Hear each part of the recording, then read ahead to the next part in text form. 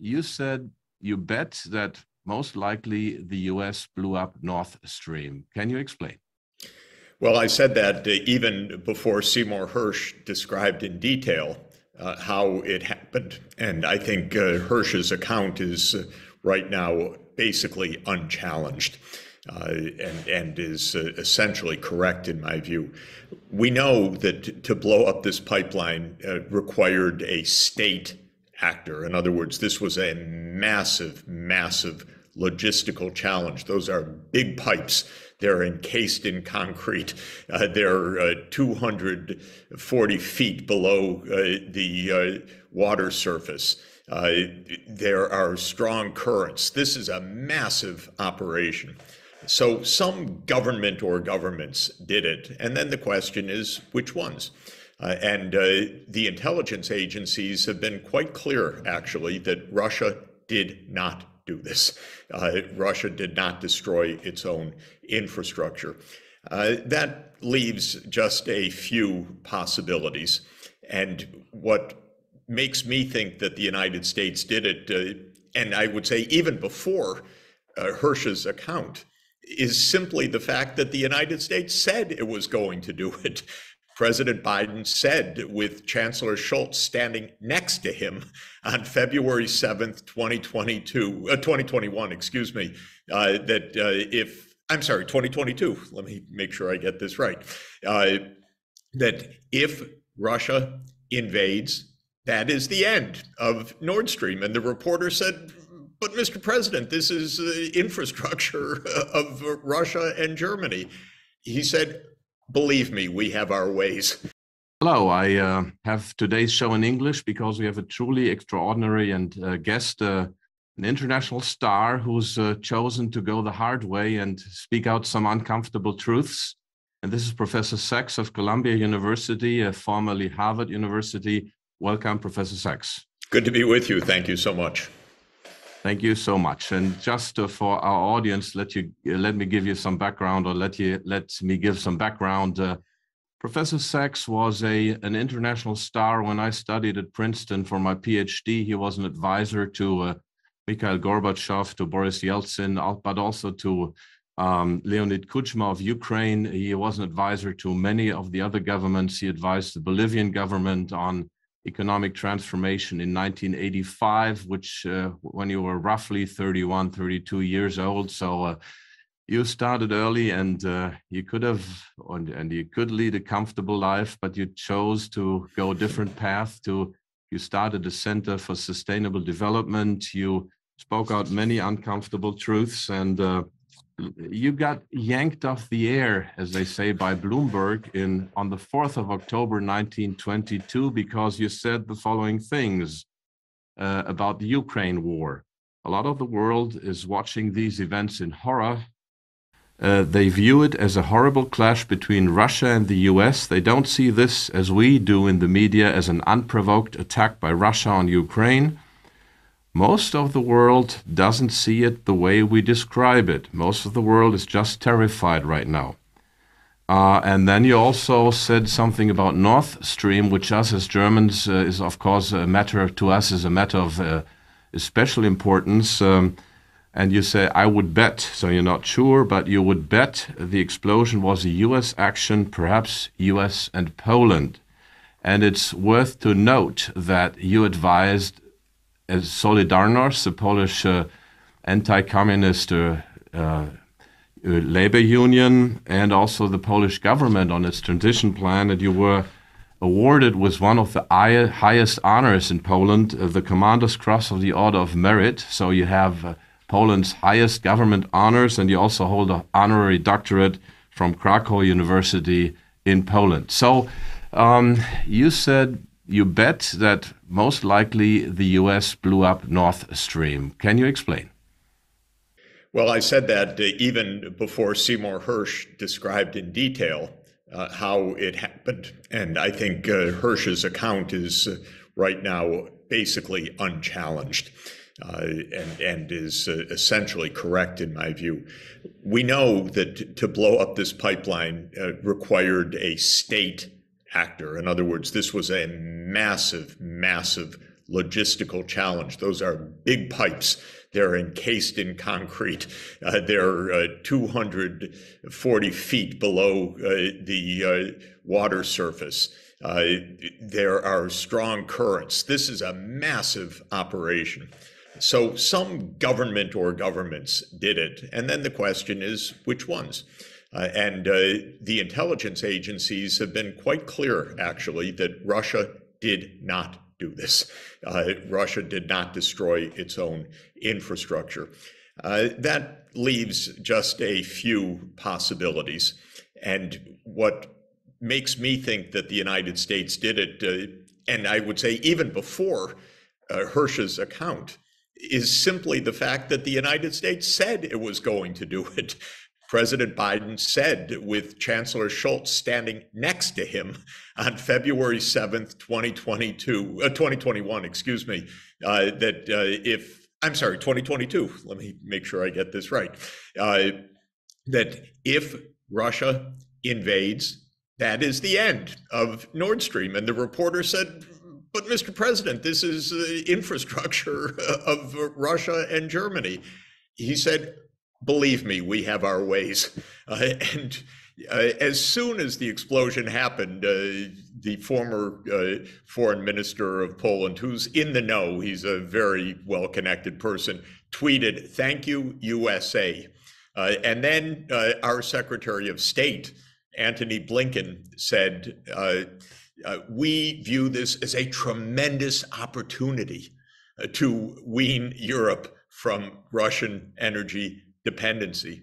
Then Victoria Nuland, our Undersecretary of State, said in the US Congress, we are delighted that Nord Stream is a hunk of metal at the bottom of the sea. Well, you really don't get much more than this. They're delighted at an act of international terrorism. They said Nord Stream would end if Russia invaded. Seymour Hersh's account describes technically how this was accomplished. And frankly, you know, Europe just doesn't want to look at this. It's, oh my God, it's our ally. You know, what are we going to do? So the German government won't report to the Bundestag. The Swedes won't report to the Germans. It's an unbelievable confusion, except for the fact that if you're an American, 68 years old as I am, you've lived through lots of covert operations. This is normal for the United States. This is not exceptional. That's maybe what's hard for people in Germany or people in Sweden or people in other places to get their head around. If you're an American, well, this is what Americans do. This is what covert operations are. We've been doing this for decades. And so I think it's, you know, someone could come along with another story, but frankly, I'd be very surprised. Well, there is another story.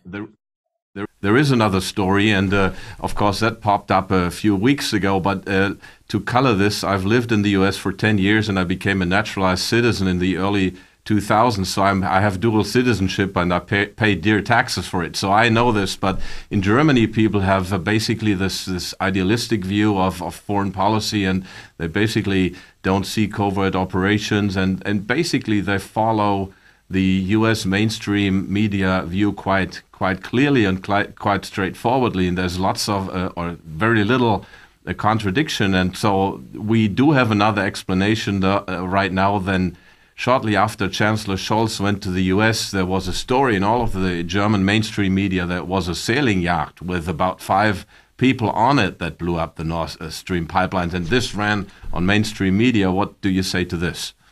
It worries me that the U.S. government can't come up with a better cover story than this ridiculous one.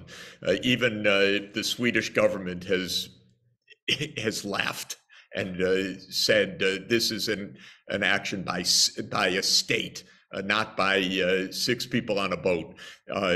This is ridiculous, frankly, and it would be interesting to know what President Biden and Chancellor Scholz discussed privately when they didn't have a single aide around, didn't do a press conference, and then this story appeared the next day.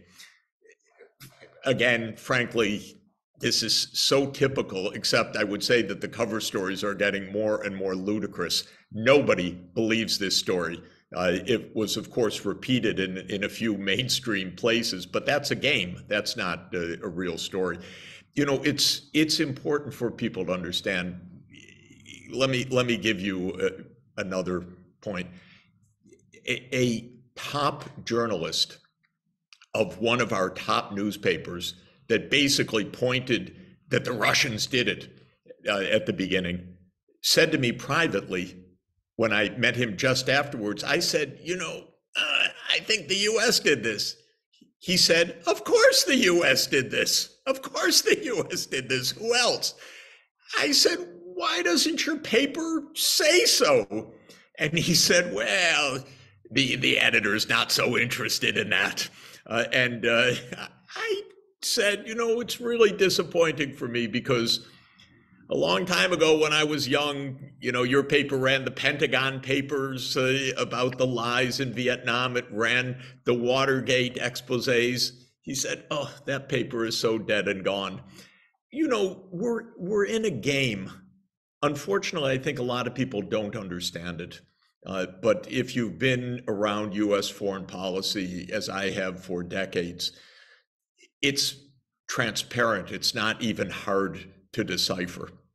That's why it didn't take me long to reach this conclusion. Then came Seymour Hersh with all the details, because he has disgruntled people inside the intelligence community who are very unhappy about this, telling him very interesting things. They don't tell me, but they tell him. But it wasn't hard to decipher this. This is not such a complicated case.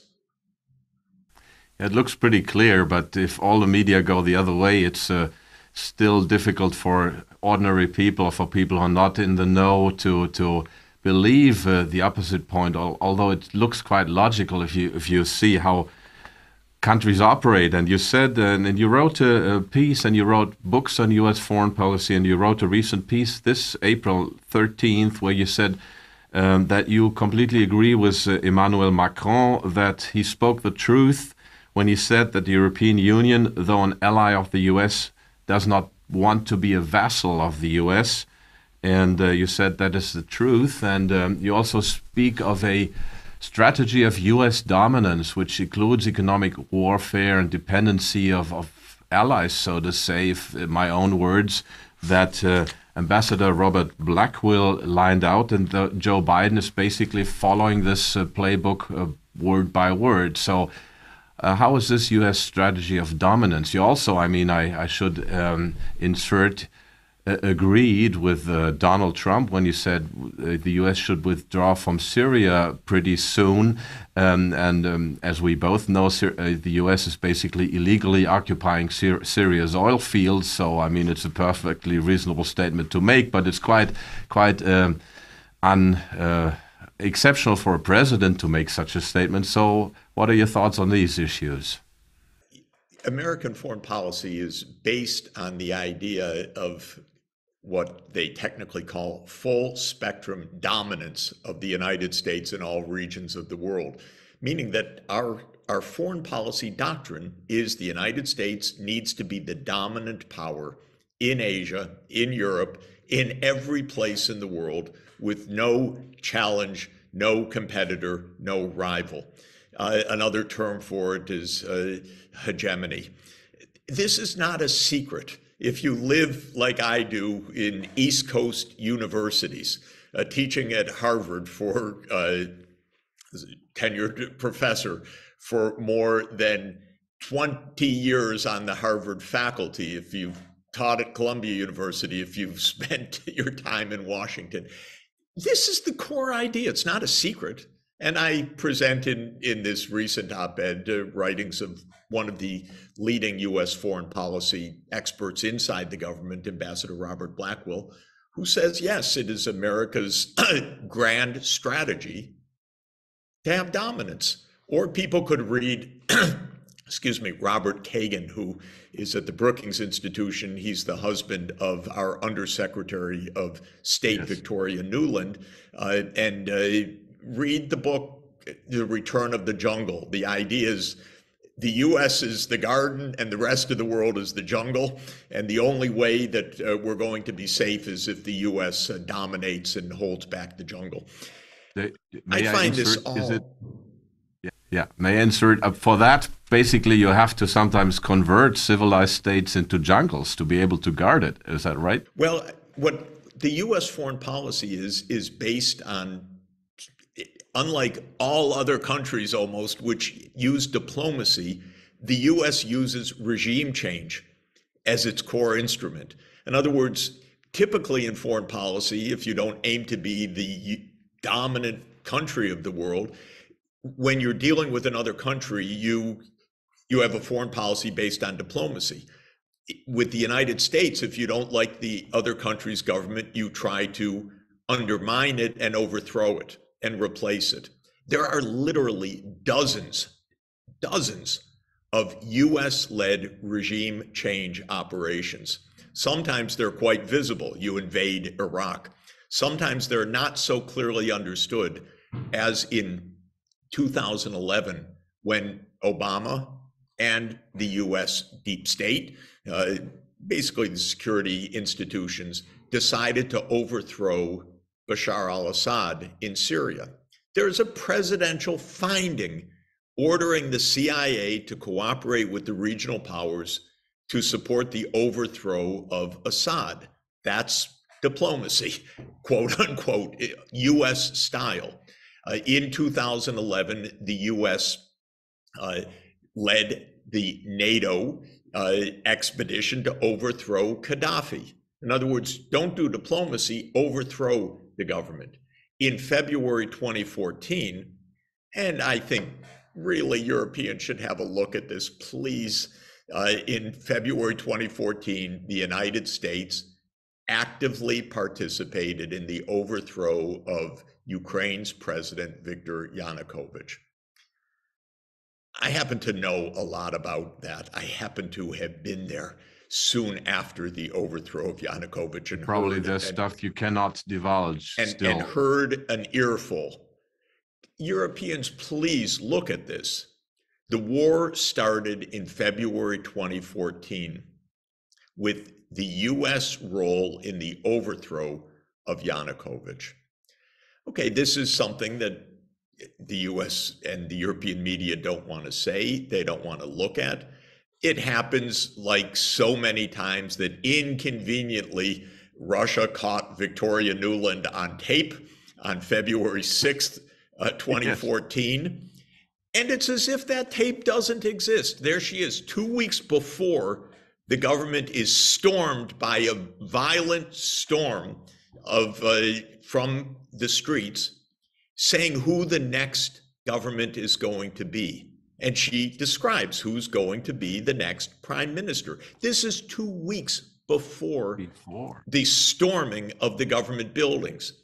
But like so many things, the idea of official secrecy is not to make anyone believe something necessarily, because these stories that the government tells are so unbelievable, but rather to get the media to state a story, believable or not, and to stick with it and not to look at the facts. This is our problem, really. So if you have a foreign policy that is based on global dominance and on regime change, first of all, you get into a lot of wars. The United States has been in a lot of wars. A lot of wars. These are wars of choice. From Afghanistan, 1979, Vietnam, Laos, Cambodia, Nicaragua, Iraq, Syria, Libya, and now Ukraine. But you need to be able to look at this a little bit, not like the official narrative, but to understand what are the motivations, what are the actual sequences of events that lead to this, what are the deeper causes, in other words, and then it becomes rather decipherable, if I could put it that way. You can understand much better. And if people in Germany or in Europe say, oh, the government doesn't lie, the United States is filled relentlessly with state lying. Read the Pentagon Papers. Look at the Iraq War, 2003. Read Operation Timber Sycamore about the order to overthrow Assad. That's just the tip of the iceberg, but these are good, clear examples. This is what happens with state secrecy and with a foreign policy that's based on regime change. My basic point is it's dangerous, very dangerous. We could have had peace with Russia. Ukraine could have avoided this devastation had the United States not been pushing for hegemonic dominance in the Black Sea region. Why did NATO have to encircle Russia in the Black Sea? And I think it's important in Germany, especially, to remember that Hans Dietrich Genscher was very clear to President Gorbachev in 1990. NATO will not move to the east, not just to 1 inch.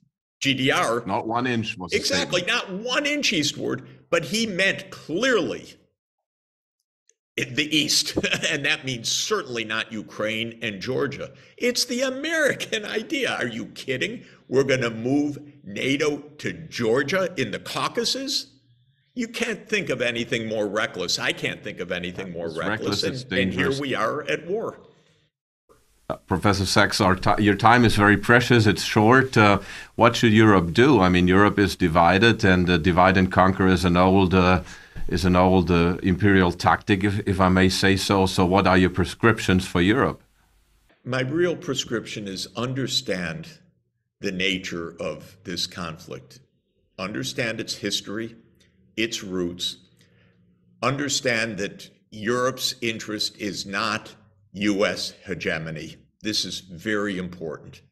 Europe's interests are peace, global cooperation, the UN Charter, good relations with the US, that's fine, but also normal relations with the rest of the world. And not, by the way, a new war in East Asia because the US says so, because the big issue for US hegemony right now is that China is a real competitor. And that's fine. It's 1.4 billion people trying to become prosperous like the rest of us. That's all this is. If I may insert, you have also said that China could do. I mean, China lifted those people out of poverty. So it's a tremendous achievement. You said China could do a lot to help the world develop, and we should bring it into and use it, and then not confront it. So that's your view on China. I've been going to China for 42 years, many times a year. I have students who are senior officials. I have friends. I have colleagues. I have watched China go from an impoverished country to a place of prosperity and a place of opportunity and a place of innovation. And I say, wonderful. Isn't that wonderful that after a century in which China was invaded by Britain, the Opium Wars, invaded, by the way, to force China to become addicted to British opium, invaded by other European powers, invaded by Japan, reduced to poverty, that China has recovered. Let's be friends. Come on, this isn't so hard. We don't need American hegemony. We need cooperation. We need peace. We need solving problems like climate change. We don't need the drumbeats of war everywhere. And Europe, of all places, should understand this. We're working on it so that Europe understands this. These are great final words, but let me add one final question, Professor Sachs. I mean, you've been advisor to presidents, to prime ministers, to the UN Secretary General, to 3 successive Secretary Generals. So you could have chosen a different path. You could have been a little less outspoken, or, I mean, live a life in comfort. Now you're getting a lot of, let's say, of course, contradiction from the mainstream media. So that is quite a rough place to be in. What made you choose this path and speak out so openly? Because it takes courage, and it takes courage. The higher you rise, the more courage it takes. So what makes you speak about matters so openly and so frankly and speak your mind? I want peace. I have grandchildren. I want peace. I don't want hegemony. I don't want conflict. I don't want nuclear war. I want peace. And we can have peace if we're honest, and if we're honest with each other and mutually respectful. So that's my basic idea, that we should respect each other, we should tell the truth, we should stop the propaganda, and we should find the way to peace. Professor Sachs, thank you so much, and we're delighted to have had you here, and this will make a difference, and please keep on doing your work. Thank you so much. Really a pleasure to be with you. I really appreciate it.